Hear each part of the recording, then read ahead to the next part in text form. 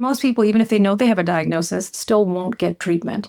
So I thought to myself, what can we do so that we can make skills and tools and resources for mental health available to everyone? Practical optimism, which is the practice, the intentional, deliberate choice to see things as better, but not just to see things as better, but to actually make them better by doubling down through action. So that is sort of how I say optimists are born, but practical optimists are made. So it's a choice. Hi, I'm Amory Kibler, and this is The Space Between. I'm a cancer survivor and a mom. And while those roles don't define me, they have shaped who I am. I created this space to share honest stories, expert insights, and meaningful support for families navigating life with cancer. If you're balancing treatment, caregiving, parenting, or just trying to hold it all together, you are not alone. This is your space to connect, to heal, and to feel seen, and I'm so glad that you're here. Today on The Space Between Navigating Cancer and Family Life, our guest is the incredible Dr. Sue Varma.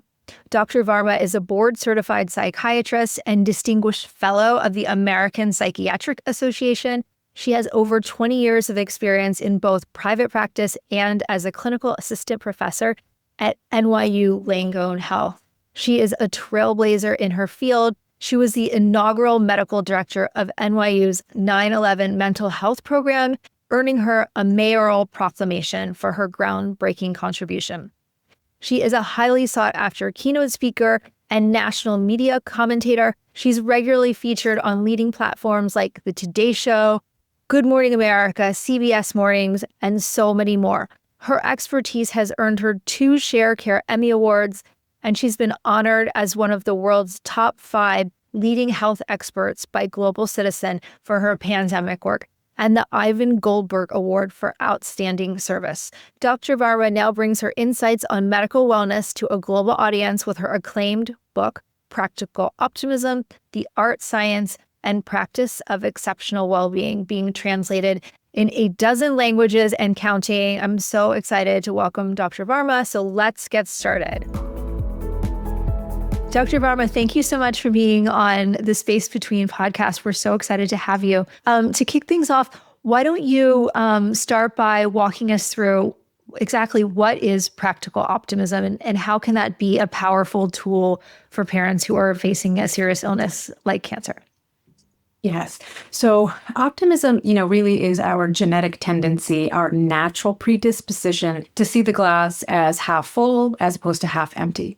But what's interesting is that, when I started my work now almost 2 decades ago, working with survivors of 9/11 and talking about the concept of resilience and bouncing back from trauma and adversity, no one was really interested in the concept of optimism. And we dismissed it for a variety of reasons. One, we thought that it was maybe too woo-woo, not scientific enough, but also because we thought that this natural tendency to see the glass as half full or being a sort of positive thinker was something you were born with. And so we just dismissed it and if you're not born with it, then there's nothing you can do about it.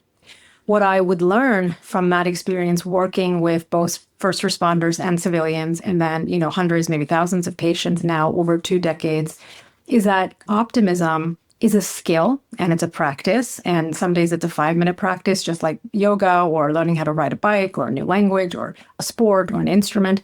And other days it's longer. And there is a genetic tendency. There's a gene that's associated with optimism. It's called the OXTR gene. And really what it codes for is social skills, right? Emotional regulation skills. And so when I learned this, researchers found this out in about 2011, I thought to myself, why do we wait for the other shoe to drop? Most patients are not going to be able to go to therapy, and therapy, particularly cognitive behavioral therapy, is a great way to learn skills about how to reframe your thinking, especially during dark times in our life, especially during adversity. But the vast majority of people may never know that they have a mental health diagnosis, even though 1 in 5 of us will have anxiety, depression, substance use disorders. But most people, even if they know they have a diagnosis, still won't get treatment. So I thought to myself, what can we do so that we can make skills and tools and resources for mental health available to everyone? And we don't want to tell them, just go look on the bright side, because we know that that sounds dismissive and invalidating at best, what we call toxic positivity. And optimism, but specifically practical optimism, which is the practice, the intentional, deliberate choice to see things as better, but not just to see things as better, but to actually make them better by doubling down through action. So that is sort of how I say optimists are born, but practical optimists are made. So it's a choice. Wonderful. And before we dive into some of those skills, I wanted to also touch on, you shared that your mom had cancer during your medical residency. And I wanted you to share that story that you shared at the American Cancer Society about how your time with her has shaped your view of emotional health and what you've learned about burnout and caregiving. Yes, thank you. Such a great question. And, such a personal and important topic. So, as much as my thinking has been influenced by my clinical work, it's that much also influenced by my personal story. When I was a medical resident in my third year and I was working at 4 or 5 New York City hospitals, and residency is very draining. The whole medical training in general, you do 4 years of undergrad of pre-med sciences. If you get into medical school, there's so much competitiveness. They say that the acceptance rate is like less than 1%. So you're working really hard for a very long time, and in many instances since high school or earlier, to get into this career. And then the medical school is 4 years, and then residency is another 4 years. And sometimes you might do several years of fellowship after that. So it can be a 12 to 16-year journey. And it's very long and grueling. And I was working about 100 hours a week, working at 5 hospitals all over New York City, including the prison system, and seeing very sick patients, some with severe medical problems, some with severe legal and forensic problems, very challenging. And in the midst of this, I get a call one day, and my mother tells me that she was diagnosed with stage 3 breast cancer. And I knew what that meant for her because she had underlying heart disease, and the treatment of the chemotherapy that she was required to get would put her into heart failure. And so no doctor was capable, interested, willing, knew what to do with her. And we went from doctor to doctor, and her cancer was spreading. And during this time, I started to feel extreme weakness in my legs. And I was like, what's going on? I'm medically healthy. I'm not aware of having any problems. And I went to see a neurologist, but it took me weeks because between my own patients and then running to my mom's doctors, I had no time. I was already stretched super thin. I prided myself in having friends, exercise, blogging, taking some acting classes. I was even into play, an off-Broadway play in the city. So I prided myself on having work-life balance despite having no sleep and no time. And literally, I felt like things were, as they say, burning the candle on both sides. So I went to the neurologist and I was like, I can barely stand now. I can barely walk. And she, did an EMG and other tests. And she's like, you're fine. And I'm like, but I'm not. And she's like, sorry, nothing more I can do to help you. And it felt very invalidating. Like, what am I supposed to do now? Where am I supposed to turn? And in residency, I was trained to be a psychiatrist. We were encouraged to get therapy, but there was no time, there was no resources, there was no dedicated time set aside. And it was kind of like, you got to figure this out on your own. And we want you to talk to people, as part of your training, to talk to a therapist, but there was nothing done to actually facilitate that. And then the idea of in my mind, I was thinking Freudian psychoanalysis, laying down on a couch, having to drudge up memories of, my parents and my childhood. And I was like, who has time for that? Who has money for that? And then one day a professor came into our class and he gave us a lecture on CBT, cognitive behavioral therapy. And I was blown away. I was like, this is a short-term, time-limited, problem-oriented, solution-focused therapy that is focused on the here and now. I don't have to talk about, what happened to me as a kid or didn't. I had a relatively decent childhood. I was blown away by this professor's talk that helped me realize that you can change the way you think to change the way you view the world. And that day I got myself a referral and I became a therapist ready for therapy. I was like, you've got me sold. If I can come in here and talk, I don't know what's going on with my legs, but I know that there's a lot going on in my life.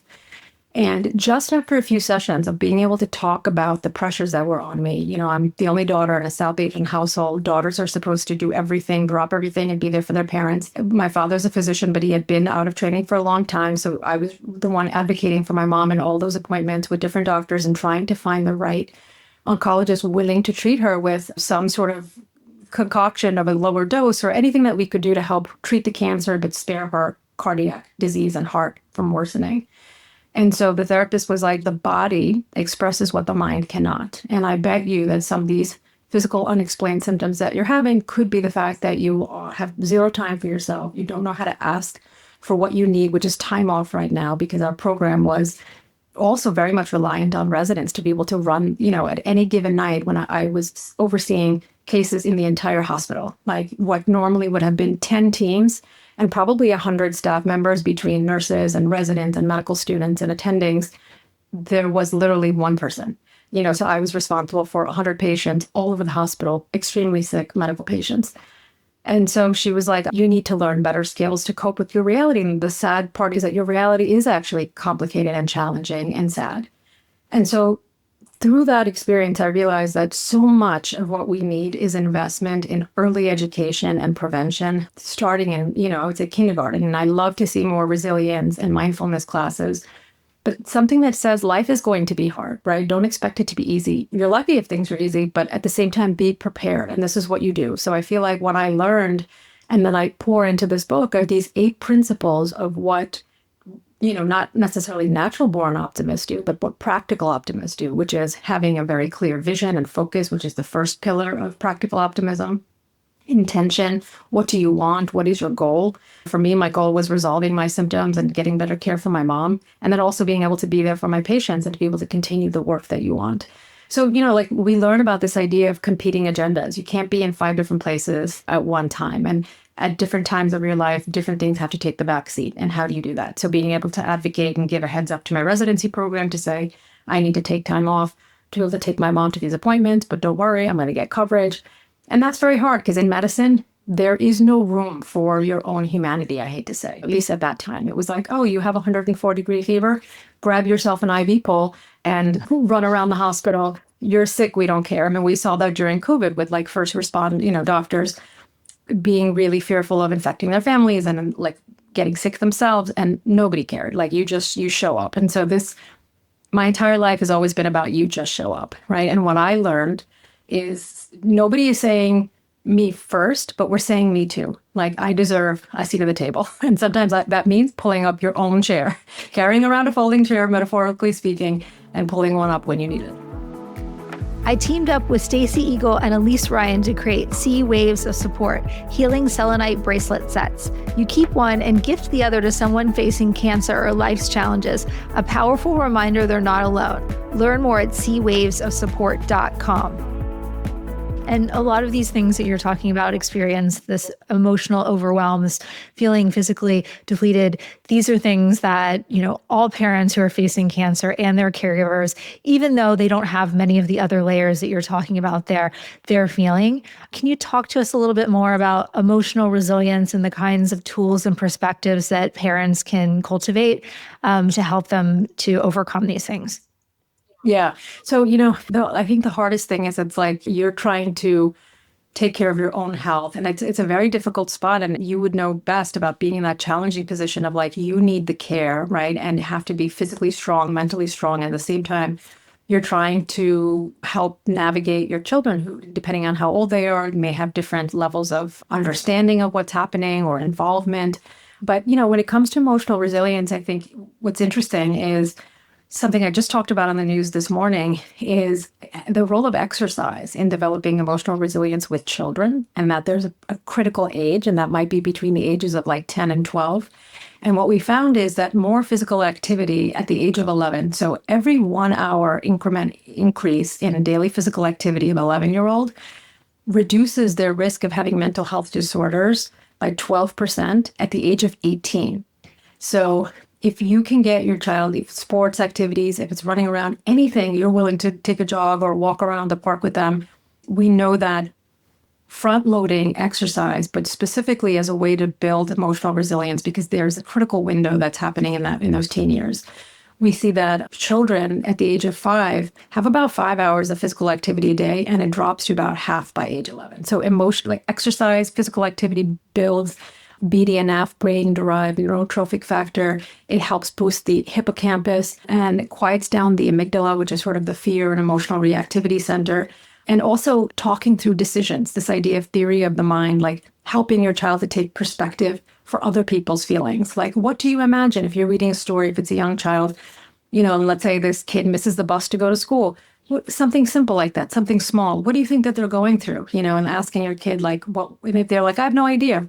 Well, how would you feel if you're late to school? How would you feel if you have no other way of getting there? So constantly teaching your child to understand things from another person's perspective. That's not done much nowadays. I think like parents sometimes lack that language themselves. The parents don't have the ability themselves to have empathy or to recognize. I think in this day and age, it often feels like every person for themselves, like I have to look out for me and mine.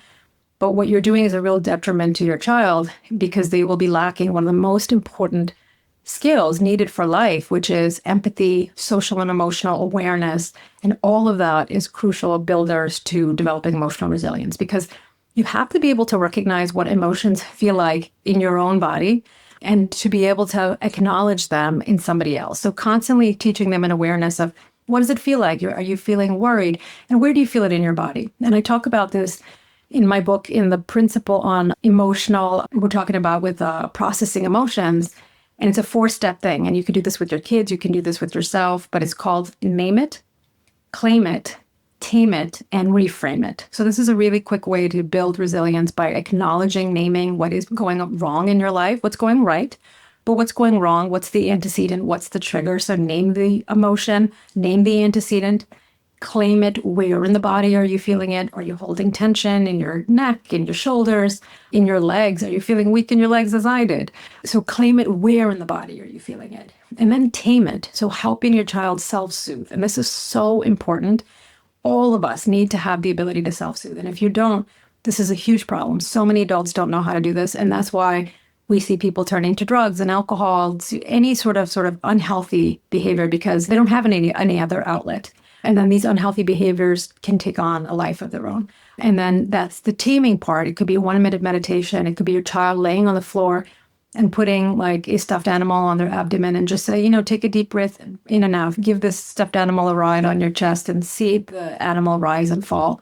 And then reframe it. So depending on how old they are, if they're a little bit older, asking them, what would you tell a friend? So let's say, going back to that example of the kid who missed the bus, what could they do differently next time? How would you help counsel somebody? I mean, I'm using such a benign, small example, but you get the point and you can, substitute, insert here. Their mommy is sick. How would you help them feel better? What would you say to me? Like, that I'm sick. And, children are just so sweet in terms of how they find ways to comfort one another. The reframing is, you remember last year I was at your event for Hey Mamako, and my son was in the hospital at that time. And he had salmonella poisoning. We had gone to a trip in South America and came back, and it was a lovely trip, but he had to get IV antibiotics. And he was in the hospital for a week, and it was very stressful. And I still had to go about my days, seeing him, spending time with him, and trying to find a conference room to do telehealth sessions with my own patients. But when I asked him, when you look back at that experience, what do you remember? And he was like, I remember that we spent time together. I got tons of Legos. I watched Netflix. So, the reframing of for what felt, because we didn't know what was going on. We were just getting tons of tests, 104-degree fever for like 10 days and not breaking. And so as a parent, you're super worried. But it's fascinating to me how kids on their own have a very interesting spin on things because they don't have the layers of, I think, years of experience and the sort of negative stuff that we project onto situations. So lacking that, they naturally are really good at reframing things in a positive way. Absolutely. Kids definitely have the skill of being able to pull out a highlight reel of their star moments that are just like little snippets of all the other things. And they don't see the turmoil and all of the other crazy things that are going on. I definitely saw that myself in my own experience. And I want to hop back to the first thing that you mentioned around the exercise and how exercise is an incredible tool for your children. And, you and I were talking about this earlier, that it's also in the media now how incredible exercise actually is for your health, and that it's now been shown to be almost as impactful as some medications. And I know that it's also one of your 4 M's of mental health. So could you speak a little bit more about that as well? Yeah. So, if somebody asked me, and I was asked in the height of the pandemic to give really brief exercise, like New York City was coming to its highest peak of its death toll in April 2020. And there was this great benefit program with a lot of famous musicians and TV people. And I was asked to give, they're like, we want you to give hope and inspiration. And I was like, how long do I have? Like an hour? And they were like, no, you have 59 seconds. And I was like, oh my God, what am I going to give in 59 seconds that's going to be hopeful, heartfelt, helpful, credible? And so I thought, what do I do with my patients? What do I do every day? My dad was the ultimate practical optimist in my life and a retired psychiatrist who's like close to 90, but doesn't look a day over 70. What does he do every day? And what are the best practices? So I came up with things that I was already doing, but phrased it in this way was the 4 M's of mental health, which is movement, mindfulness, meaningful engagement, and mastery. And the movement part of it is really anything. It is moving your body in any way, but doing it on a very consistent basis. When we know that, everyone's heard about this 10,000 steps a day, really what it comes down to for good mental health, 5 to 7,000 steps. And beyond that, for your mental health, there may not be any more benefit. But 5,000 step is very achievable, like literally just you going out to your yard and doing a couple of things here and there and walking throughout the whole day, parking your car a little bit further, walking if you can, taking the stairs when you can, goes such a long way, and really reducing the entry barrier. And I talk about this in the last chapter of practicing healthy habits, which is anything that'll help either lower the entry barrier. So going back to high school chemistry, anytime you wanted to move an equation going forward, you needed to reduce this activation energy hump. And all of us have this, right? Like getting to do something at first that may seem hard. So lowering that hump can be walking with a friend after dinner. In general, 10 or 15 minutes walking after meals, but really any time in the day that you're going to do it. Having an accountability partner goes so far because you're less likely to say no to somebody else. So if that's the yoga class that you book because you don't want to lose the money, because the teacher is expecting you, because your friends are expecting you. So set up these things in your life that make it almost non-negotiable and really hard to say no to. Have a yoga mat near your desk. Have weights near your desk. Doing, one thing I love, like they talk about doing squats every hour. After every 45 minute, do 10 to 15 squats. And that could be the equivalent of your movement for the day, for example. So I think there's so many ways, but movement is one of the 4 M's. And I highly recommend that everybody do them because I find that for mild to moderate depression and anxiety, it can be as helpful as medication. But regardless, whenever I'm working with patients, I always ask them to include it. And I still have my old school prescription pad and I'll write it down as a prescription that, like, in addition, even if you are in talk therapy, even if you are on medication, I have tons of patients that don't take medication. I think of these 4 M's as a prescription. Incredible. I want to talk about guilt. We always hear about mom guilt, but with parents who are facing a serious illness, many parents feel a deep sense of guilt that they're not able to do it all. What role does self-compassion play in your framework, and how can parents practice it in real time? Yeah, that's such a great way to understand that, like self-compassion as an antidote to guilt. It's also an antidote to burnout. It's an antidote to perfectionism. It's an antidote to comparison, like literally is an antidote to everything. And in my book, I call it the pride, right? Like in this framework of the 8 Ps, one of them is pride, and self-compassion is really interchangeable with pride. But when people think of pride, they think of it as such a negative thing, like there's a negative connotation. Like I'm not talking about egoistic pride. I'm talking about an intrinsic sense of self-worth that comes from being human. That's it. That doesn't come from meeting anybody's expectations, not yours, not anybody else's. It simply says, I exist, therefore I am, therefore I deserve space. And I give people a chart that anytime your mind goes to any of these sort of negative, critical things that I could have done better, I should have done better, rephrase it and reframe it. So if all you were able to do that day was to give your child a hug and sit with them for 3 minutes, I'm a huge believer that quality will always win when it comes to parenting. I know so many people who said, oh, my mom or dad were always around in my childhood. They were home all the time. They took me to all the games.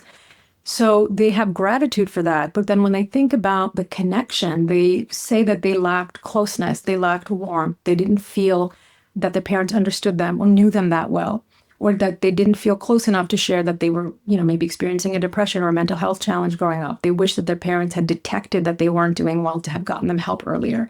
So to me, it's really about the quality of the connection. It's not about showing up to all the sports games. Yes, that's wonderful. But what good does that do if you show up to the sports game, but you have no idea what is the emotional world of your child? So I feel like being able to spend a few minutes with them and like laughing with them about the best part of their day, the silliness, because they're sweet, they're silly, they're innocent, they're resilient, and they will look to you in your mood. So if you're able to say like, let's just be in the moment, let's just have fun, tell me a joke, I'll tell you a joke, or let's draw together, let's play. You love Uno, let's do that. You love Legos, let's do that. So when it comes to the guilt, I would say your intention matters. And if your intention is, I'm going to take this moment, I'm putting my phones away, nothing else matters, it's just you and me. 3 minutes, 5 minutes. I mean, all of us have at least that amount of time in our day. And so many of the things that you just talked about all come back to the practice of being present, which can be one of the biggest struggles. Do you have any advice for parents that are really trying to be present and in the moment? Yes. So there's something I called oasis moments. And I say, like, carve time out in whatever way, like for yourself, first and foremost. And, in the beginning of last year, the New York Times did a 6-day energy challenge. And this is part of their well column. And they were like, how do we get more energy? And being present, I shared two tips from the book. One was oasis moments, and the other one was about creating flow states. And for me, both of these really help a person be more present, but also more energetic and also improve their mood. I mean, the benefits are any of the tips and tricks and techniques that I talk about, they're really evidence-based for best practices to do everything for you, to reduce anxiety. A lot of these practices involve being present in the moment, and you cannot worry and you can't ruminate and also be present. So it's kind of like a trick that you are fooling your brain into doing something positive. So you crowd out, there's no room for the negative. So I would say these 1 minute oasis moments for me, when I was training all those years in the hospital, it was like a utility closet. It was like I would go in to be like, oh, I have to get the needle and the tourniquet for the patient and get some tubes, and I'll be right back. And then 59 seconds in there, I'm like, I'm taking a deep breathing moment. So I would say your ability to be present in your own body with your own breath, if only for a minute, will help allow you to be restored. And I would say do that throughout the day. Shut your door. Maybe it's a bathroom you're in the bathroom. Maybe I remember the early parenting days with my kids. That was the only time I was ever alone in the shower. And so don't give up those carved out sacred spaces and those oasis moments for yourself. If that means I'm every day going to take a shower, and that is a time that the whole family leaves me alone, I will be gone for X amount of time. Like, I'm stretching in my room, I'm meditating. And I think it's important that if you have a partner, to really bring them on board. That's such a big part of this, because we never experience illness in isolation. It's a family, affair. All of us are going to be impacted by this. And of course, like, whether it's getting couples therapy, whether it's each of you individually getting therapy, if it's virtual, like remote, if that's, all you can do, and if you're lucky enough to have insurance, turn the back of the card and say, like, what sessions am I entitled to? Like, a lot of patients who are going through cancer automatically will have, as part of the treatment team, there'll be a therapist, or through the insurance, they'll be able to get 8, 10, 12 sessions. And sometimes that can go a long way. It's like learning a new language, therapy. It definitely is. Okay. Do you have some advice for managing fear and uncertainty that comes with, we talk about scanxiety, and also how much of that do we show to our kids? Do we hide all of our fears and uncertainty? What are your thoughts on that? In general, I think a lot of people have, look, there's two ways when I talk about optimism and pessimism. And I say neither extreme is helpful, because the extreme optimist will say nothing is wrong with me, and they won't ever get the test. They won't do the follow-ups because they're like, everything is fine, doctor, you're worrying, family members, you're worrying, everything will be fine. So the ostrich effect, or blind optimism, the extreme optimist buries their head in the sand and they think everything will work out. And as a result, they become like inactive. And then the pessimist, extreme pessimist, is so fearful of the negative results, the potential, and that not only negative results, the fear or the misconception that they won't be able to handle it.